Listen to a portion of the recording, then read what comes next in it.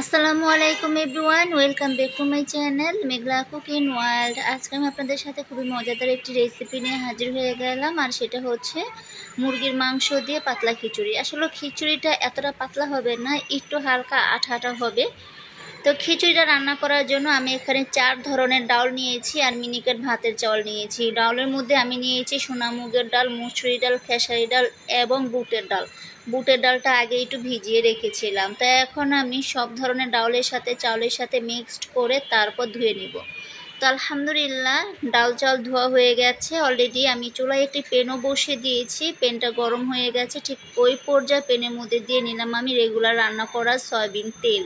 তেল গরম হয়ে গেছে, ঠিক ওই পর্যায়ে তেলের মধ্যে দিয়ে নিলাম 4টা ছোট এলাচ, আর দিয়ে নিলাম আমি পরিমাণ মতো দারুচিনি, দিয়ে নিলাম 2টা বড় দেখে তেজপাতা।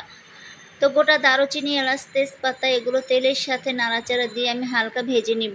আর আপনাদের কাছে আমার একটাই অনুরোধ, যারা এখনও আমার চ্যানেলটি সাবস্ক্রাইব করেননি তারা প্লিজ দয়া করে আমার চ্যানেলটি সাবস্ক্রাইব করে দিয়ে আমার চ্যানেলের পাশে থাকবেন ইনশাআল্লাহ। তারপর এই তো গোটা দারুচিনি, এলাচ, তেজপাতা ভেজে নেওয়ার পর সুন্দর একটা স্মেল আসছিল। ঠিক ওই পর্যায়ে এখন আমি দিয়ে নিলাম তেলের উপরে পরিমাণ মতো পেঁয়াজ কুচি।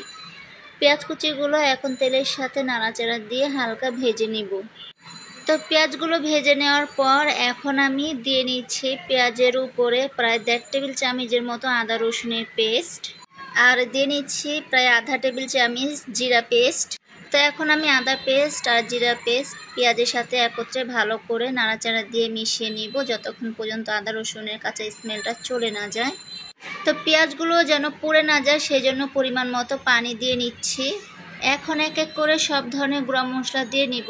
এখন আমি দিয়ে নিলাম স্বাদ মতো লবণ, লবণ লাগলে পরে অবশ্যই দিব। দিয়ে নিচ্ছি এখন আধা টেবিল চামচ ধনে গুঁড়ো, দিয়ে নিচ্ছি আধা টেবিল চামচের থেকেও কিছুটা বেশি হলুদের গুঁড়ো, আর দিয়ে নিব আধা টেবিলের থেকেও কিছুটা বেশি লাল মরিচের গুঁড়ো। তো সব ধরনের গুঁড়ো মশলাটা দেওয়ার পর দেখুন খুব ভালো করে নাড়াচাড়া দিয়ে মশলাটা আমি একদম পারফেক্টভাবে কষিয়ে নিব। তো এই যে দেখুন মশলাটা ভালো করে কষানো হয়ে গেছে আর মশলা থেকে তেলও ছেড়ে দিয়েছে।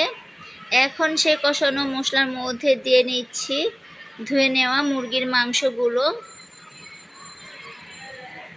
আমি কিন্তু আমার রেসিপিতে এখনও মুরগির মাংসর খিচুড়ি রান্না করে দেখাইনি, তাই ভাবলাম যে আজকে মুরগির মাংস দিয়ে খিচুড়ি রান্না করি, ভীষণ ভালো লাগবে। আর এখানে কিন্তু আজকে একটু বৃষ্টি পড়েছিল। আর এমন কোনো মানুষ আছেন যে বৃষ্টির দিনে ভুনা খিচুড়ি বা পাতলা খিচুড়ি খেতে পছন্দ করেন না? আমার জানা মতে এরকম কোনো মানুষই নেই, কারণ আমি জানি বেশিরভাগ মানুষই কিন্তু বৃষ্টির দিনে ভুনা খিচুড়ি, পাতলা খিচুড়ি এবং বউখুদি খেতে ভীষণ পছন্দ করেন। তো এই যে দেখুন মুরগি মাংস ঢাকনা দিয়ে ঢেকে আমি প্রায় 3 থেকে 4 মিনিটের মতো রান্না করে নিয়েছিলাম। এখন মুরগির মাংসগুলো আর একটু ভালো করে নাড়া দিয়ে নিচ্ছি। এখন কষানো মুরগির মাংসের উপরে দিয়ে নিচ্ছি ধুয়ে নেওয়া সেই চাল ডালগুলো, মানে খিচুড়ি রান্না করার জন্য যেই চাল ডালগুলো ধুয়ে নিয়েছিলাম সেই চাল ডালগুলো মুরগির মাংসের মধ্যে দিয়ে নিলাম। এখন আর একটু ভালো করে চাল ডালগুলো মুরগির মাংসের সাথে নাড়া দিয়ে মিক্সড করে নিব। তো এই যে আলহামদুলিল্লাহ খিচুড়ির জন্য চাল ডাল খুব ভালো করে ভেজে নেওয়া হয়ে গেছে। এখন আমি পরিমাণ মতো পানি দিয়ে নিব। আর পাতলা খিচুড়িতে এমনিও কিন্তু একটু পানির পরিমাণটা বেশিই লাগে। তো এই যে দেখুন এখন চালের উপরে ঢেলে দিলাম পানি। তো খিচুড়ির উপরে পানি দেওয়ার পর তো আমি আর একটু নাড়া দিয়ে নিচ্ছি। আর এ পর্যায়ে দিয়ে নিচ্ছি প্রায় 6 থেকে 7টি আস্ত কাঁচামরিচ। কাঁচামরিচটা দেওয়ার পর এখন ঢাকনা দিয়ে ঢেকে রাখবো বলক আসার আগ পর্যন্ত। তো এই যে আলহামদুলিল্লাহ দেখুন খিচুড়িটা কিন্তু অলরেডি বলক চলে আসছে।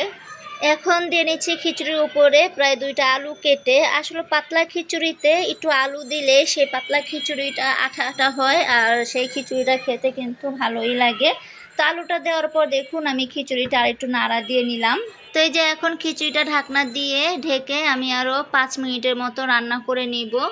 তো এর মধ্যে কিন্তু আমি খিচুড়িটা আরও একবার নাড়া দিয়ে গিয়েছিলাম। আসলে এটা হচ্ছে পাতলা খিচুড়ি, আর পাতলা খিচুড়িটা কিন্তু একটু পরপরই এসে অনবরত নাড়াচাড়া দিতে হয়, আর না হলে কিন্তু তলানিতে ধরে যাবে। তো এই যে দেখুন আমি আবারও খিচুড়িটা একটু ভালো করে নিচ থেকে নাড়া দিয়ে নিচ্ছি। তো এই যে দেখুন পাতলা খিচুড়িটা আমি আবারও খুব ভালো করে একদম হাঁড়ির নিচ থেকে নাড়া দিয়ে নিচ্ছি। আর এরই মধ্যে কিন্তু দেখুন পাতলা খিচুড়িটা অলরেডি ঘন হয়ে গেছে। তো খিচুড়িটা আসলে নামিয়ে ফেলবো, তাই ভাবলাম যে একটু ধনিয়া পাতা কুচি দিই। আসলে খিচুড়িতে ধনিয়া পাতা কুচিটা দিলে সুন্দর একটা ফ্লেভার আসে, ভালো লাগে খেতে। তবে এটা হচ্ছে অপশনাল, যদি আপনারা কেউ পাতলা খিচুড়িতে ধনিয়া পাতা দিলে খেতে পছন্দ করেন তাহলে অবশ্যই দিয়ে নেবেন। তো এই যে খিচুড়িটা রান্না করা হয়ে গেছে, এখন আমি নামিয়ে আপনাদেরকে দেখাবো। তো এই যে দেখুন আলহামদুলিল্লাহ বড় একটি সার্ভিং বলে আমি মুরগির মাংস খিচুড়িটা ঢেলে নিয়েছি, আমরা সবাই এখন খাবো। তো আজকের মতো বিদায় নিচ্ছি, আবারও দেখা হবে নতুন কোনো ভিডিওতে। আসসালামু আলাইকুম।